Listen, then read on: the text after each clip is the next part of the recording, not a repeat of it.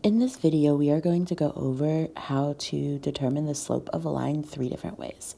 The first way is when we're given an equation in slope-intercept form, which is y equals mx plus b.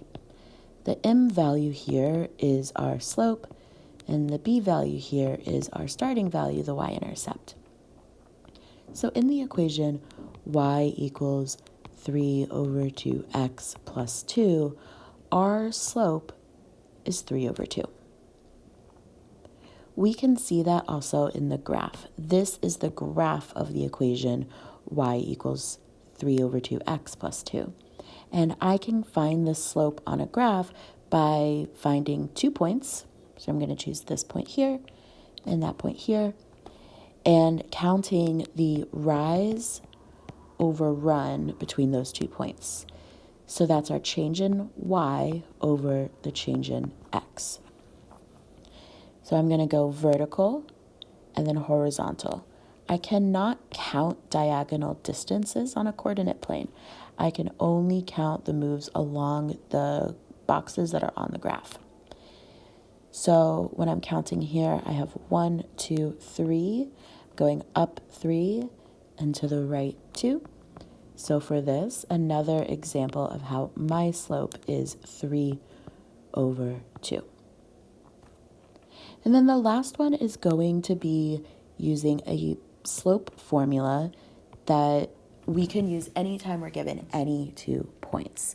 The slope formula here, again, comes from this idea of the change in y over the change in x. So that looks like y2 minus y1 over x2 minus x1. Now I can identify any 2 points on the graph and use that in this formula.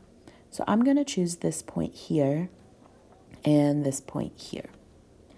My first point is -2, -1, and my second point is 0, 2. I'm going to label them with my x and y, x and y, and then use my formula here to substitute and solve. So my second y value is 2, and my first y value here is -1, so 2 minus -1.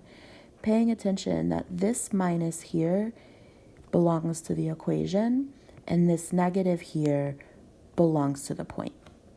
So pay attention to when you have multiple negatives in these places. So for my x values, I'm doing 0 minus -2. I'm going to go ahead and simplify here. 2 minus -1 is the same as 2 plus 1, so we have 3. And 0 minus -2 is the same as 0 plus 2, so 2.